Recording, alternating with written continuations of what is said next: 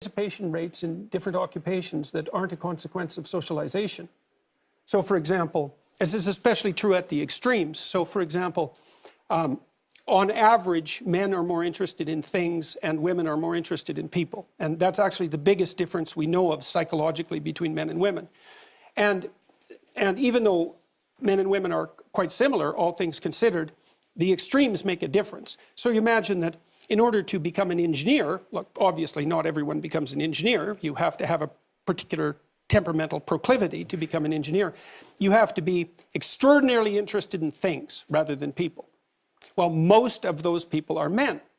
And if you want to become a nurse, well, then you have to be much more interested in people than you are in things. And most of those people are women. And so you get differences in occupational choice that are also, by the way, quite great in Scandinavia, especially in the case of engineering and nursing, that are mostly due to biological differences, and you cannot minimize that by social engineering. So, and it's not a bad thing. Like, look, one of the things you want to ask yourself is that, what is the purpose of setting up a society that offers maximal equality of opportunity? And one of the answers is that you maximize people's free choice.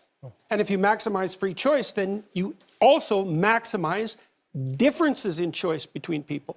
And so you can't have both of those. But of course it will have differences in choice, of course, because we are human beings.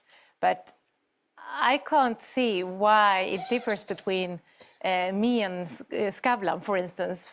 But of course it differs in biological things, but not in choices, because I think more how we raise them, how we live, education, sort of culture, attitudes form a human being, whether or not they are a girl or a boy when they grow up. Mm-hmm. And if I raise my daughter to become a leader, to be self-confident, to have a high education, for instance, I think she will have a good platform to become a civil engineer, to become a CEO of a company, or to become a nurse. Well, that is what people who think that the differences between people who are primarily culturally constructed believe, but it's not what the evidence suggests.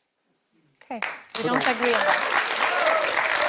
Yes, the other thing I should say about this, what's necessary to understand about this is this is not a contentious issue among informed scientists.